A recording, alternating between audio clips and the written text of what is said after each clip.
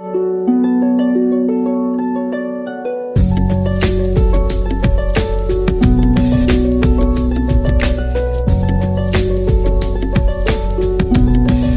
hub, HUB.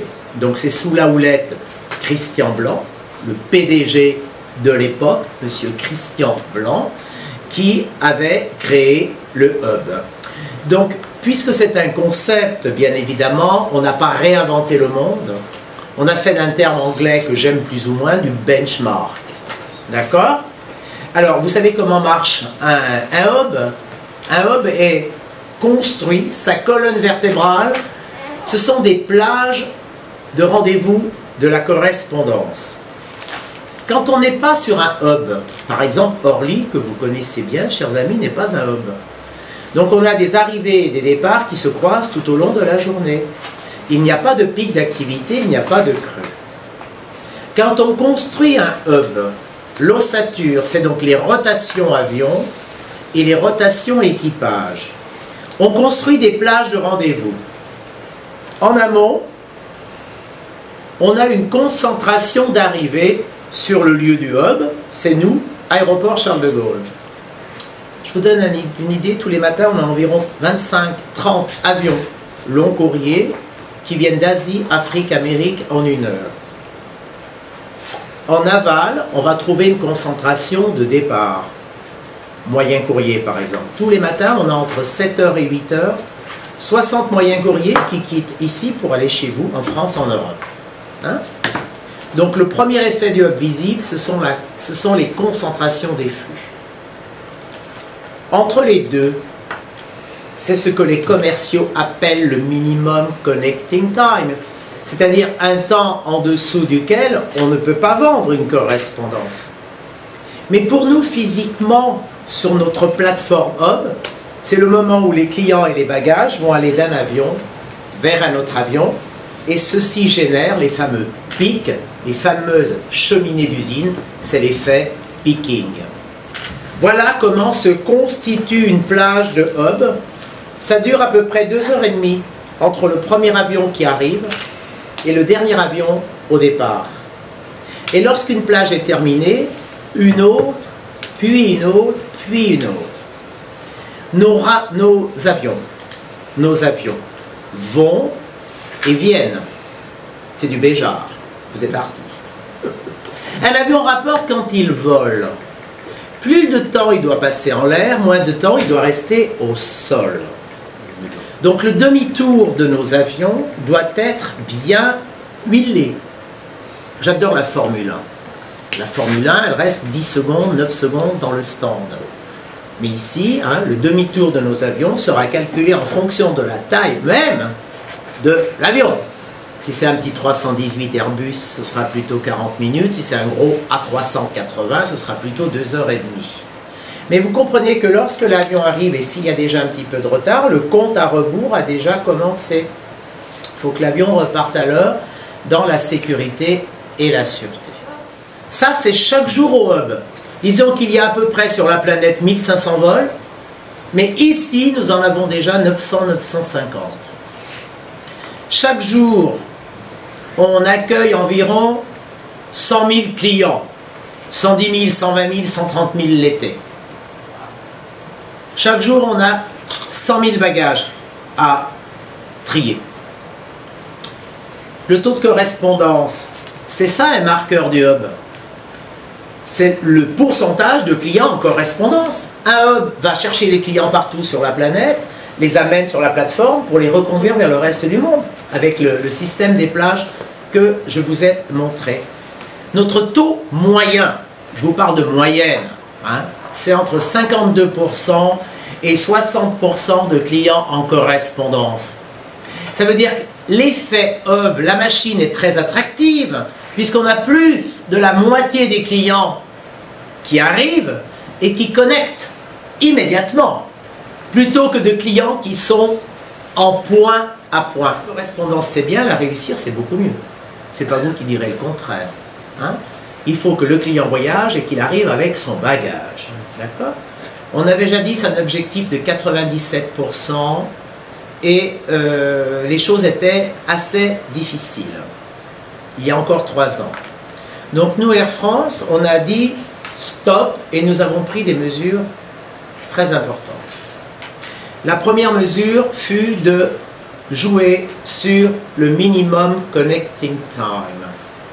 Pendant 13 ans, le minimum connecting time a été à 45 minutes. Mais il faut être pragmatique. Si l'avion arrive et l'infrastructure de Charles de Gaulle n'était pas faite pour un hub, les terminaux A, B, C et D, quand on a construit le hub là-dessus, ce sont des terminaux pour faire du trafic point à point. C'est pas du tout fait pour du hub. Donc les choses étaient déjà difficiles. Est-ce qu'on avait le choix? Pas du tout. On ne pouvait pas raser les terminaux existants. Mais 18 ans après, la plateforme Charles de Gaulle est devenue énorme. Charles de Gaulle 2. Là, c'est le 2G. Là, ce sont le A et le B. Il y a à peu près 4 km d'un bout à l'autre. Et la gare TGV dans laquelle nous sommes fait une cassure entre l'ouest et l'est. Donc, on savait que les choses étaient difficiles parce que les clients couraient, etc. Donc, on a dit stop.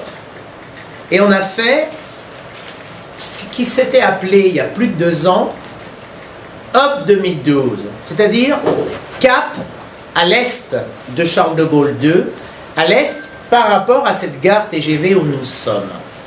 Aujourd'hui, chers amis, tous les vols Air France Operating, plus les membres principaux de SkyTeam, travaillent à l'est de Charles de Gaulle 2. Donc un hub est très efficace s'il opère sur un périmètre très restreint. Long courrier. Après le cap à l'est dont je vous parle, la 3e décision, qui n'était pas à la main d'Air France, mais à la main de l'État français, c'était la sûreté.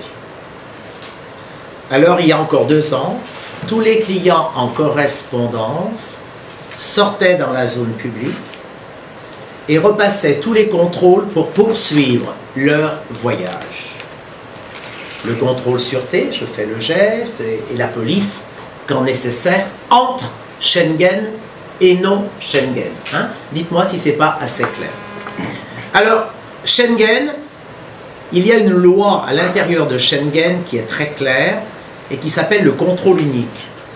Le terme qui vient de Bruxelles s'appelle IFU. IFU. IFU veut dire inspection, filtrage unique. Entre parenthèses, si je termine le terme complet, c'est IFU PBC, passager, bagage, cabine. Ça veut dire que c'est tout ce qui va dans la cabine. IFU. Que dit la loi? La loi dit, je pars de Schengen. Tous les niveaux de contrôle sont identiques. Alors, si je fais une correspondance, toujours dans l'espace Schengen, je n'ai pas besoin de repasser le contrôle. Je vais directement en port. Pour que cette loi s'applique, l'aéroport devait construire, et maintenant c'est fait, des tunnels. Vous arrivez de Schengen, vous n'avez pas repassé le contrôle, il faut des tunnels étanches pour ne pas croiser les autres qui, eux, doivent passer le contrôle sûreté. Donc au jour d'aujourd'hui, voilà la géographie du hub d'Air France KLM SkyTeam à Charles de Gaulle. Le F en bleu et le G en bleu, c'est du trafic Schengen. Je sais que ça vous parle.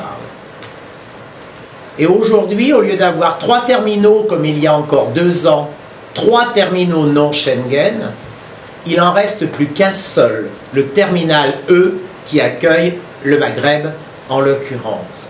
Simple, égal, efficace, c'est ma devise. Et le terminal E, qui est sublime, a 3 halls d'embarquement. Les halls maintenant s'appellent K, L, M. Ça peut faire rire, je vous dirai plus tard pourquoi.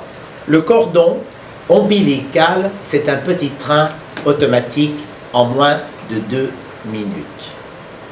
Voilà. Donc, ce contrôle sûreté unique, vous faites Milan, Paris, New York. Je passe le contrôle à Milan, à Paris je vais direct à la porte, c'est génial. Ce qui fait que les clients en correspondance, j'ai dit ils ont besoin de 15 à 20 minutes en moins grâce au cap à l'est. Ben maintenant, comme ils ne repassent pas le contrôle, il y a plus de confort. pour le duty free qui est très attractif. Et nos salons. Donc vous comprenez bien qu'on est dans une ère d'image. C'est ni nous ni les politiques qui diront le contraire. L'image, elle est capitale. Sur Charles de Gaulle, le trafic d'Air France SkyTeam, c'est 50% du trafic, à peu près. Mais quand on zoome sur Charles de Gaulle 2, où nous sommes implantés, nous représentons 80% du trafic de Charles de Gaulle numéro 2. Pour revenir à ce que je disais, la signalétique, on leur a demandé de mettre des pictogrammes. Ces petits dessins qui sont compris de toutes les populations, même des Chinois. Simplement, pour conclure ma présentation, grâce à vous, puisque vous êtes client aussi, ce hub, c'est le hub le plus puissant en Europe, selon le critère suivant. Le nombre d'opportunités de correspondance que l'on construit entre les vols Europe, vous faites partie de ce que l'on appelle l'Europe IATA, l'Afrique du Nord, et le long courrier. Entre, c'est donc bien dans les deux sens. Nous mettons en vente sur une semaine calendrier, du lundi au dimanche, pour absorber des vols qui ne seraient pas encore quotidiens, ça arrive. Nous mettons en vente dans les systèmes de distribution plus de 25 000 opportunités de correspondance. Entre Europe, long courrier, n'oubliez jamais que nous proposons ici le réseau long courrier le plus puissant en Europe. Le deuxième hub en Europe, c'est la Lufthansa. La Lufthansa à Francfort ne propose pas plus de 14 000 opportunités de correspondance, puisque l'aéroport de Francfort ne pouvait pas s'étendre. Alors la Lufthansa a créé des hubs à München bitte et à Berlin bitte schön. D'accord? Donc vous comprenez bien qu'en efficacité, on y perd. Un hub est puissant s'il est sur un seul et même lieu. Ici, en l'occurrence, où Francfort qu'aurait été celui de la Lufthansa. La British Airways, maintenant, arrive en numéro 3. Le handicap est différent. L'aéroport Londres-Heathrow. C'est 80 millions de passagers, je vous l'ai dit. C'est le premier trafic aéroportuaire. Mais le hub de la British Airways souffre parce que Londres n'a que 2 pistes. Ici, nous en avons 4. 2 pistes au nord et 2 pistes sud. Donc vous comprenez bien qu'on peut faire le plus beau hub sur papier. Si nous n'avons pas les infrastructures comme les pistes, on meurt. Donc la British Airways souffre et ne peut pas dépasser 7000 opportunités de correspondance, quand nous ici c'est plus de 25 000. Pour être à jour, nous sommes Air France KLM depuis 10 ans. Le hub de la KLM est à Schiphol, à Amsterdam, et offre à peu près 7000. Donc voyez-vous, 5000 pour nous ici, plus 7000 à Amsterdam, quelle puissance de feu. Maintenant, au niveau mondial, nous sommes le 3e hub le plus puissant au monde, sachant que le premier, c'est Delta Atlanta.